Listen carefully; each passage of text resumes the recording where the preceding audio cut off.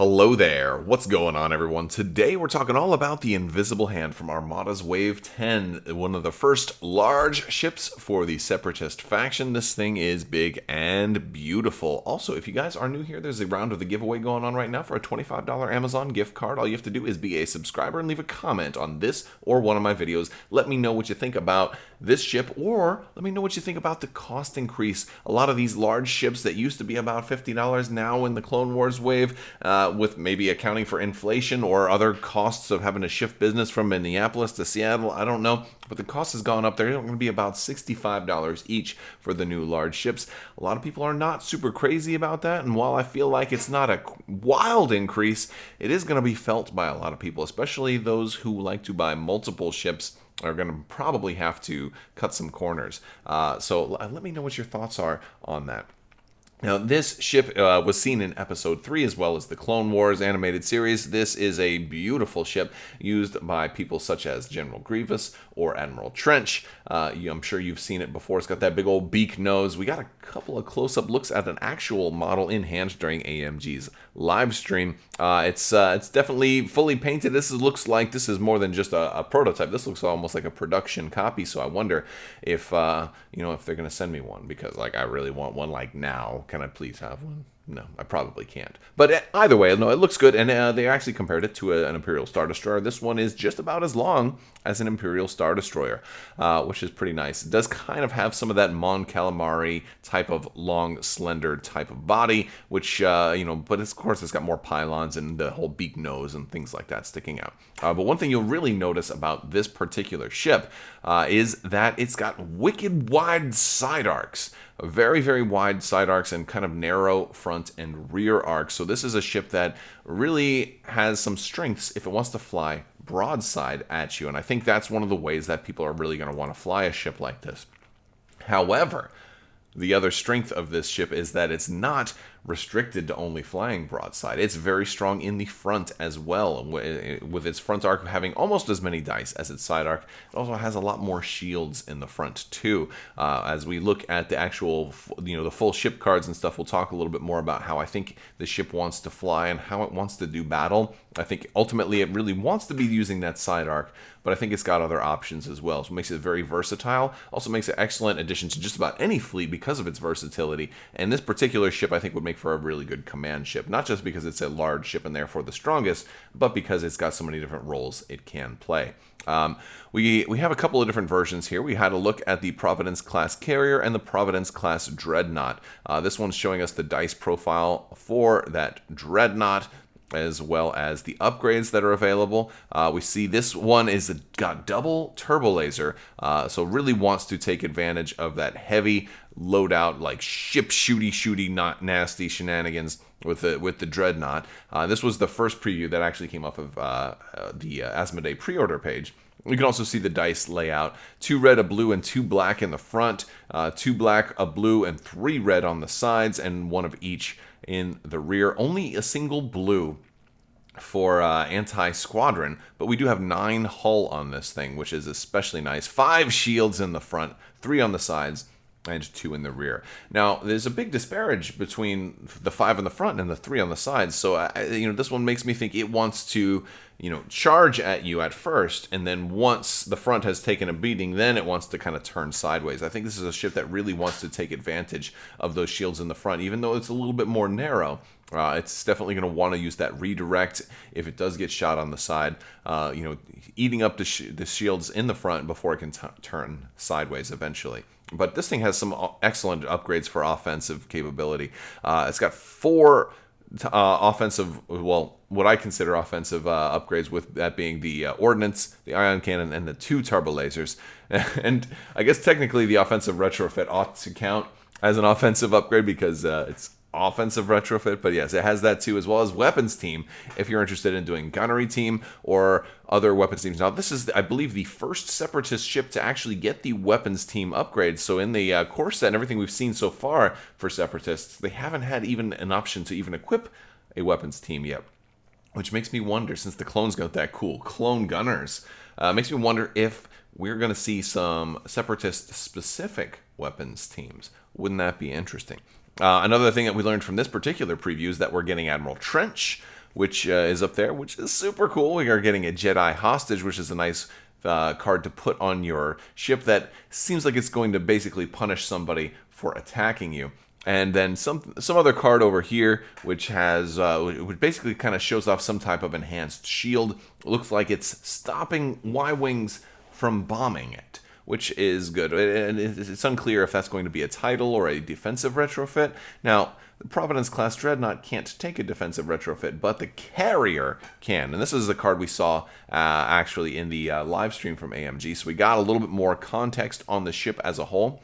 We got to see the defense tokens, we got to see the speed, and we got to see a good close-up look at the carrier. Also, 105 points for both of these ships, which is quite surprising. They're both 105. You don't normally see the first two ships in a line come out at exactly the same cost. We did see two versions of the Star Destroyer end up being about the same cost, but that was later on versions. So that's particularly interesting. Now, with the Providence class carrier, we're looking at a dice pool of 2 black for its anti-squadron, which is especially nice. Kind of gives me some remembrance of an MC-75 a little bit, how it was pretty well-rounded, but could also really put a hurting on squadrons, and it would give you some real tough choices on who to actually attack.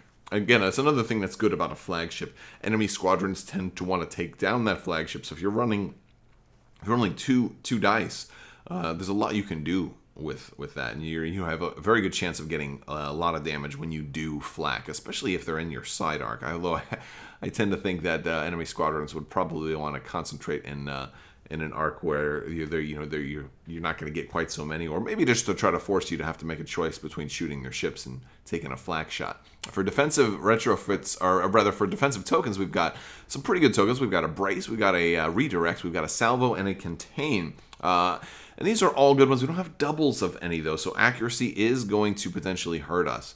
But now we do have a defensive retrofit though, so we could put some things to kind of deal with that accuracy. And there's definitely a lot of ways that we can do that. Contain is going to be good against squadrons, honestly. Like, there's a lot of special critical things. We could put damage control expert on here and make that contain be a little bit better too. That's another option. Salvo is going to be great on a ship like this. Both versions have 3 dice in the rear arc, so salvo is going to be very, very strong, especially at the closer you get, the more dice you're going to be able to add to that salvo attack, or not add, but include, because you can't really add dice. But if you happen to be in close range, you're going to be eligible to roll one of each color, which is going to be especially nice. The redirect is going to be important, especially with 5 shields in the front. You're going to want to make sure you can take advantage of that. But one thing that I really want to... Oh, and by the way, 3 command, which you would expect 4 squadron and 4 engineering. So pretty standard for a carrier, but it's nice that it's got 4 squadrons, because plenty of good carriers only have 3. So this one's going to be a very strong carrier. Okay, so the biggest thing though that I think I haven't talked about yet is the speed. We've got two clicks at speed 1, right? Which is great. But as it speeds up, it starts to lose maneuverability. We've got 1 and 1 at speed 2, and then we can go speed 3, which is great for a large ship. But oh boy, we get only 1 click at the first speed. At speeds 2 and 3, we are shooting straight. And this kind of leads me down to how I think you kind of want to fly this ship. I think this is a ship that wants to point directly at your fleet, or maybe at your enemy flagship, and fly directly at it as fast as it can. Maybe even deploy at speed 3, or maybe at speed 2 with a nav, and then But once it gets to where it needs to be, once it gets close enough to you, it wants to do that nav, and then try to turn around and show you the side arc. It definitely wants you to be shooting at it while it's coming in straight forward. That's what it's got, all those shields in the front. It's going to be a bullet straight at your enemy fleet, letting that front arc take all of the fire and stride with those 5 shields and the brace and all of that. And then once it's close enough to bring those blue and black dice to bear on your fleet, that's when it wants to slow down and gain that maneuverability to keep that side arc pointed at you, which now... hopefully your front arc is kind of dwindled, and now the side arc shields are strong enough to kind of last the rest of the game. As for upgrades for the carrier, we lose a little bit of that offensive capability, but we gain a defensive retrofit. We also gain fleet command, which is very nice. Another thing that's kind of cool for a carrier to be able to have fleet command. We do have an offensive retrofit and one of each of our ordnance, ion, and turbo laser. So this is actually a pretty well-rounded ship with what it can take. I'm liking that. You can make this one be almost as offensively oriented as the Dreadnought. This might be the better option. The one thing we haven't seen yet is what the squadron and engineering value are for the Dreadnought version. But so far I'm really liking the carrier. I really am. We have some upgrade cards to look at too. We got the Invisible Hand card. This one is especially cool. So I talked about this a little bit. We're going to talk about it some more. So while deploying fleets, if you are in the play area, in other words, you have to have deployed this one already, when you would deploy a squadron with Swarm, you may set that squadron aside next to your ship card instead. You may set aside up to 5 squadrons this way. And then when you do a squadron command, for each squadron you would activate with this command, you may place one of your set-aside squadrons within distance 3. It cannot move this activation, and if it has AI, increase its AI value by 1. So this is doing a couple of different things. First off, it's letting you kind of do a little bit of what Rapid Launch Bays does, but Rapid Launch Bays, you just set them aside. This has got a replacement effect. Actually, it has 2 replacement effects. We'll talk about the first one first. Is that it replaces your ability to deploy. So now, it's my turn to deploy again. Boom! All right, I'm loading 2 on the Invisible Hand. And deployment advantage is an important thing because you don't want to have to drop all of your ships right away. You want to have a little bit of tactics when you're deploying your ships. And of course, you have to deploy this one pretty early, but maybe this isn't your flagship. Maybe it is your flagship, but you're going to have another heavy hitter maybe coming from a different angle, and you don't want them to know exactly where it's going to be right away. So, salvaging at least 2 of your deployments if you have at least 4 squadrons with Swarm is another keyword, though. So that means right now, Vulture Droids are going to have to be the ones that you use. And so the other replacement effect here is that you're going to keep these set aside probably next to the ship card. When you would do a squadron command, so this one obviously seems like it's probably better to go on the carrier version. For each squadron you would activate with this command, you may place one of your set-aside squadrons within distance 3. It cannot move this activation, and if it has AI, increase its AI value by 1. So basically, you can just place them, and they get to shoot. Your Vulture Droids are going to...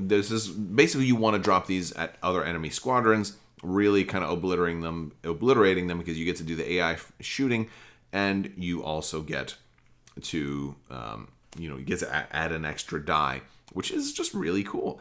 And there's a lot of different ways you can run this. You can run this on either version. We know that the Dreadnought has the weapons team. So if you wanted to put flight controllers or something like that on there, you could totally this could work on either version. But if you wanted to put it on the carrier, you've got that squadron value of 4. Maybe you also do an offensive retrofit with increase your squadron value by up to 5. Then you get to drop all of them at once. This one doesn't really help you a whole lot if you're attacking enemy ships, however, because you can't use bombers to deploy them on the Invisible Hand this way, because the ones that you're setting aside have to have Swarm. And so your bombers don't have Swarm. Maybe someday we'll get bombers with Swarm. Who knows? But yes, and I know some people have been asking, can you combine this with Rapid Launch Bays? And while technically you can equip them both to the same ship, the important thing to note here is that you're not going to be able to... the squadron command is a replacement effect. So you're not going to be able to just reveal a squadron dial and then drop all your Rapid Launch Base squadrons and all of your Invisible Hand squadrons. That's one thing you're not going to be able to do. I'm going to talk a little bit more about this when I get to a build, because I do have a build that uses both Invisible Hand and Rapid Launch Bay. And we'll talk about how those 2 can actually work together and how that might be able to work together to your advantage, although it would require a very significant squadron investment, which isn't necessarily a bad thing for the Separatists, especially when we've got somebody like General Grievous who's coming along in this particular expansion. At 20 points, he is really going to want you to have some Vulture Droids. When a friendly ship or squadron is destroyed, you may choose one friendly ship or squadron or unique squadron at distance 1 through 5 of the destroyed ship or squadron. If you do, the chosen ship or unique squadron may either ready one of its defense tokens or recover a discarded token. and then set it to the exhausted side. So this is, I think he's really good to put on the invisible hand, because he's saying, oh, all right, well, you know what, that's no problem. Where I lost the vulture droid, no problem. Well, I get my brace back. I get my salvo back, right? Being able to salvo multiple times is going to be really, really good. I think this is a way that you could potentially run like a 2-ship build. You know, this plus another large ship, or and a lot of squadrons or something like that. You're going to be able to do things like this to keep those defensive tokens recycled. So even though you have fewer ships, maybe you're able to salvo an awful lot more to kind of even salvo and lose an exhausted one. Once a squadron dies, then all of a sudden you're like, all right, I'm getting my salvo back, and then it'll ready for next turn. So that's just going to be really nice. I think Grievous is going to be good for that. Of course, that might encourage your opponents to say, well, you know what, in that case, I don't want you having your salvo back. I'm not going to blow up. I'm not going to attack your squadrons. In which Grievous is like, good. Opt not to attack. Just don't shoot me at all.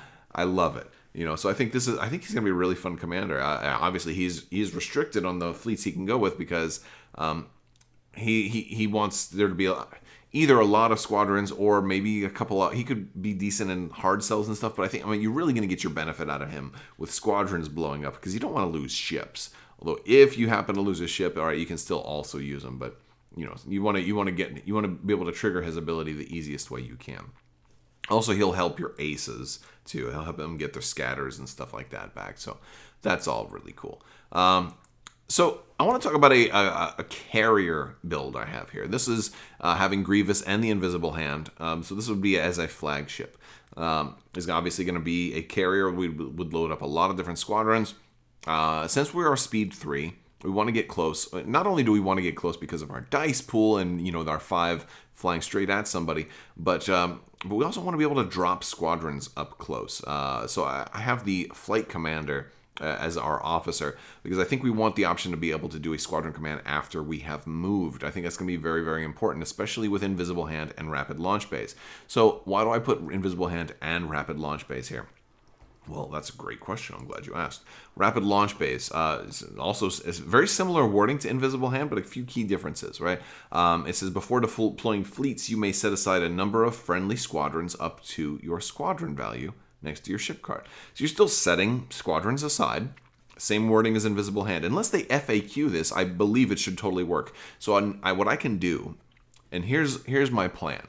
With Invisible Hand, maybe I put 4 or 5. Maybe I put 5 vulture droids aside with this ship. And then maybe I put 4, because my squadron value is 4. I can get 4 more. But Rapid Launch Bays, they don't have to have swarm. So now I can also set aside 4 bombers. So now I put my Hyena bombers aside with Rapid Launch Bay. Okay, now we're going to get to how I can try and break this, right? And again, we'll have to see if it gets FAQ'd, or if it's deemed that I can't. But based on the wording on Invisible Hand and Rapid Launch Bay, they're just getting set aside. So they're just set aside, and it doesn't say you can only deploy cards that were set aside with this card. You're setting them aside next to your ship card, and it makes sense too. They're loaded on the ship, so this ship just has room for a lot of squadrons on it. Now, granted, there's risk here, because if that ship gets somehow destroyed early, you're gonna lose 9 squadrons, which is a little bit rough. All right, it's a little bit rough. Okay, and then with Rapid Launch Bays, Squadron Command, for each squadron you would activate with this command, you may instead place one of your set-aside squadrons within distance 1. It cannot move this activation. Now, here's the thing. I think you only take Rapid Launch Bays to load bombers on board. I don't think you actually use the Rapid Launch Bays replacement effect, because the Invisible Hand replacement effect is much better. So I think we take Rapid Launch Bays just as an excuse so we can load some bombers on the Invisible Hand, and then after we move, if we've planned a squadron command, which we will probably be doing a lot of, we'll probably have a few navs. You know, I'll probably nav first and second turn. Maybe so or maybe just deploy first turn at speed 3, then maybe get a nav token. So we can slow down to speed 2 once we start getting close enough. But yeah, I think it's squadron for the rest of the game at that point. So we need to get all these guys deployed. If we end up moving into where there's a lot of enemy squadrons, boom, we pop Invisible Hand when we do our squadron command after we move, drop those squadrons. Plus we get longer range with Invisible Hands. Now I can drop them up to distance 3. so they can be much farther away. They get extra dice when they're attacking with AI. If there's no squadrons, now I drop the bombers. And guess what? Their AI value is increased. Now they're rolling 3 dice against the ship. We toss a bomber command center in our fleet. Oh my goodness. I think this is going to be insane. I think this is going to be such a threat. I think if people are running Invisible Hand, and if they don't FAQ this, if you're still allowed to use Rapid Launch Base to load bombers onto a fleet, which then can potentially be dropped with Invisible Hand's title, because Invisible Hand just says you need to have Swarm to load them on the ship.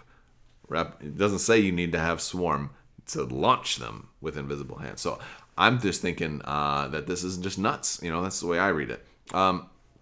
But we've got other things. So that's the kind of the top, the top row. In the middle for our fleet command, and you don't have to run all of these upgrades because those 4 alone could be enough. But to take evasive action is a decent option if you've got token feeding capability on this ship. There are a number of Separatist ships that can take advantage of that extra yaw at your last. Look. If you're at speed 1, you won't need it. But if you're anything other than speed 1, you're probably going to need this. So we'll start some of the other ships. The Recusant can use it. We'll talk more about the Recusant in another video. But so can the Hard Cell. The Hard Cell can take good advantage of this. The Munificent doesn't need it so much, but the Hard Cell and the Recusant and the Providence can all take a good advantage of take evasive action. Early warning system, I think, is a great option for a defensive retrofit. I mean, granted, look, we've only got 1 defense token of each type. I get electronic countermeasures is certainly going to be good, but all the other thing is we're only going to get to use it once, and we're probably not going to be running a whole lot of engineering commands. Whereas early warning system, look, I talked about wanting to come straight at you, but very, very quickly I'm going to be turning sideways, and I'm going to keep that big old wide side arc on you, and you're going to have a hard time getting out of it. And that's where early warning system is going to shine for like the whole game.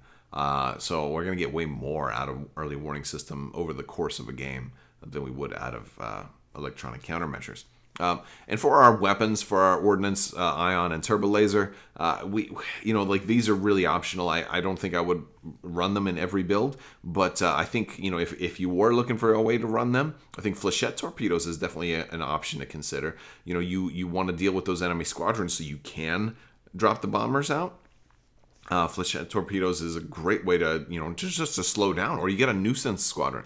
You don't have to even trigger it, but maybe early you do manage to trigger that and shut down some squadrons and now they can't keep up with you because you toggled them. They don't even get to go this round. Since you're running 2 black dice already, flechette torpedoes is going to be very, very nice. Or if you got that one really killer ace, you combine that with linked turbo laser towers, add some extra blacks. You're definitely going to get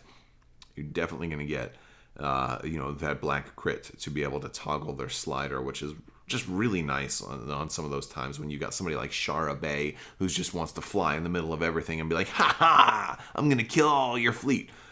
So wouldn't you like to just turn her off so she can't do anything? It would be nice. Okay. But for our ion cannon, I decided to go with high capacity ion turbines since there's not that many ships that I really want to use my modification for an extra blue die on the sides. But look, this is a ship, I've already said, it wants to point its side arcs at you. It's got big, wide side arcs, so it's not a bad place for high-capacity ion turbines. And since I'm not using my my turbo laser or my ordnance for extra dice, the blue's not bad. I mean, a lot of times people will do get their rerolls out of the blue. Whatever. Scream Queens forever. Alexa, stop. That was funny. I guess something that I said triggered the AI in the house. I think this is a good option for high-capacity iron turbines. It's certainly optional. Doesn't have to be there. But if you were looking to fill up every slot, I think that's a decent slot.